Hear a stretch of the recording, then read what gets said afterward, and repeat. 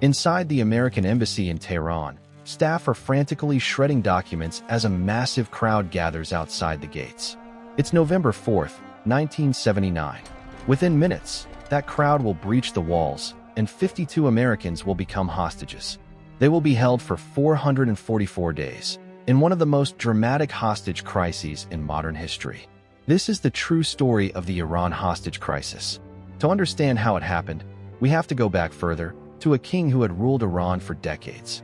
His name was Mohammad Reza Pahlavi, the Shah of Iran, and his fall from power set everything else in motion. The Shah had ruled Iran since the 1940s, closely allied with the United States throughout the Cold War. His rule brought modernization, but also a secret police force and growing resentment among many ordinary Iranians. By the late 1970s, massive protests against the Shah's government were breaking out across the entire country. In January of 1979, facing overwhelming unrest, the Shah fled Iran and went into exile. Weeks later, the exiled religious leader Ayatollah Khomeini returned to Iran and helped establish a new revolutionary government. Anti-American sentiment ran deep among many revolutionaries, who viewed the United States as the Shah's longtime protector. Then, in October of 1979, President Jimmy Carter allowed the ailing Shah into the United States for cancer treatment. To many Iranians, it looked like history repeating itself, the Americans sheltering the man they blamed for their suffering.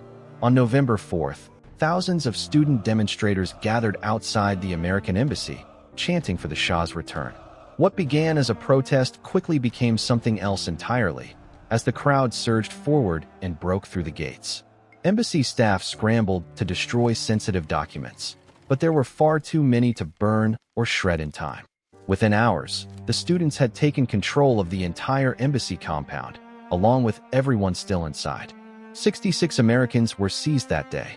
The hostage takers blindfolded them and paraded some in front of television cameras. The world watched in real time as the crisis unfolded, broadcast night after night on American television. Within 2 weeks, 13 hostages, women and African-American staff, were released on what captors called humanitarian grounds. That left 52 Americans still held inside the embassy walls, with no clear end in sight. President Carter responded by freezing billions of dollars in Iranian assets held in American banks. He also imposed a strict trade embargo, cutting off Iranian oil imports into the United States entirely. None of it worked. The hostage takers held firm, demanding the Shah be sent back to face trial in Iran. Diplomatic channels went nowhere for months. Neither side seemed willing or able to make the first real move. Inside the embassy, the hostages endured harsh, unpredictable treatment, never knowing if they'd be freed, harmed, or worse. They were kept blindfolded for long stretches, denied normal communication, and left in constant uncertainty about their fate. Back home, yellow ribbons appeared on trees across America, a quiet symbol of solidarity with the hostages' families. Every night, television news counted the days of captivity, turning the crisis into an inescapable national obsession. Not every American at the embassy had been captured. 6 diplomats managed to slip away before the gates were sealed. They found refuge in the homes of Canadian diplomats, who took the enormous risk of hiding them. For months, the 6 Americans lived in secret, rarely leaving the house, terrified of being discovered at any moment. Canadian officials worked quietly with the CIA to plan a way to get all 6 safely out of Iran. The CIA supplied forged Canadian passports and cover identities, disguising the group as ordinary Canadian film location scouts. On January 27, 1980, the 6 Americans finally made their move, heading straight for Tehran's international airport. They walked through security using their false documents, hearts pounding, trying to appear completely unremarkable. Against enormous odds, all 6 boarded their flight without being stopped, and the plane lifted safely into the sky. Only once they were airborne, out of Iranian airspace, did the news of their daring escape become public. The operation became known as the Canadian Caper, one rare, genuine success story inside an otherwise grim crisis. Meanwhile, with diplomacy stalled, President Carter authorized a far riskier plan, a military rescue mission. It was codenamed Operation Eagle Claw, and it called for helicopters, transport planes, and elite special forces troops. The plan involved a secret rendezvous deep in the Iranian desert, at a site simply called Desert 1. From there, commandos would move closer to Tehran, storm the embassy, and extract all 52 hostages by force. On April 24, 1980, the mission launched under cover of darkness, deep into hostile Iranian territory. Almost immediately, things began to go wrong. A dust storm damaged several of the mission's helicopters mid-flight.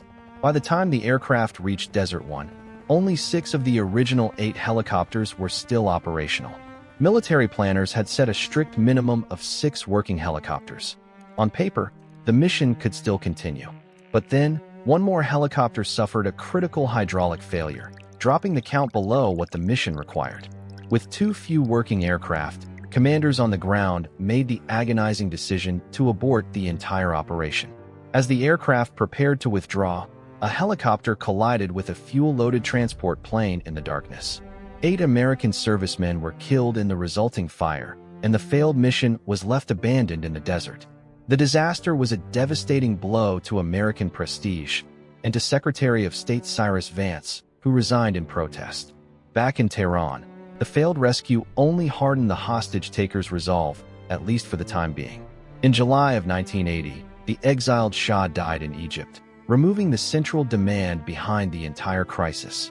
With the Shah gone, Iran's original justification for holding the hostages had effectively disappeared overnight. Then, in September of 1980, neighboring Iraq launched a full invasion of Iran, igniting a brutal new war. Suddenly consumed by an actual war on its own soil, Iran needed access to its frozen assets more than ever. The economic and military pressure of fighting Iraq pushed Iran's leadership towards serious negotiations for the very first time. What months of diplomacy and one failed rescue mission couldn't achieve, a new war finally began to accomplish. With direct talks still impossible, both nations turned to Algeria to act as a neutral, trusted intermediary. Algerian diplomats shuttled quietly back and forth between Washington and Tehran, carrying proposals neither side would say aloud directly. The core of any deal centered on Iran's frozen assets and a range of financial and legal guarantees. Weeks of painstaking negotiation followed, with both sides haggling over every clause of a potential final agreement. Finally, in January of 1981, the two nations reached terms that came to be known as the Algiers Accords. The United States agreed to unfreeze billions in Iranian assets and pledged not to interfere in Iran's internal affairs. In exchange, Iran agreed to release all 52 remaining American hostages, unharmed, after 444 days. On January 19, 1981, both sides formally signed the accords, finally setting the release into motion. President Carter, in his final full day in office, worked around the clock trying to finalize every last detail. Time, however, was not on his side. His presidency was due to end at noon the very next day. On January 20, 1981, Ronald Reagan was sworn in as the 40th President of the United States. Just minutes after the new president took his oath, word came through: the hostages were finally free. The timing was almost certainly deliberate, a final, pointed message from Iran's leadership to the outgoing administration. After 444 days, all 52 Americans boarded planes and left Iranian soil for good. They were flown first to Algeria, then on to a U.S. military hospital in Wiesbaden, West Germany, for medical care. Doctors examined each of them carefully, while the hostages slowly began adjusting to freedom after more than a year in captivity.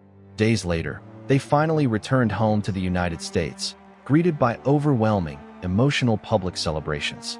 Crowds lined the streets and cities across the country, waving yellow ribbons that had waited 444 days to come down.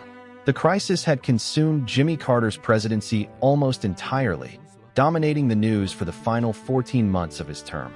Many historians believe the drawn-out crisis played a significant role in Carter's landslide election defeat that November. The failure of Operation Eagle Claw also forced sweeping changes inside the American military's approach to special operations. In its aftermath, the United States created an entirely new joint command dedicated specifically to special operations forces. That command exists to this day, a direct legacy of the lessons learned in the failed Iranian desert. For the hostages themselves, the psychological effects of over a year in captivity lasted for many years afterward. Some struggled to readjust to ordinary life, while others spoke publicly for decades about what they had endured. For Iran and the United States, the crisis marked the beginning of a diplomatic rupture that has never fully healed. The two nations severed formal diplomatic relations in 1980, and to this day, they still have not been restored. More than 4 decades later, the crisis remains a defining, unresolved chapter in the relationship between both nations. 444 days began with a crowd breaking through a gate and ended with a single, deliberately timed announcement. In the end, it wasn't a rescue mission or a show of force that freed them. It was patient, painstaking diplomacy.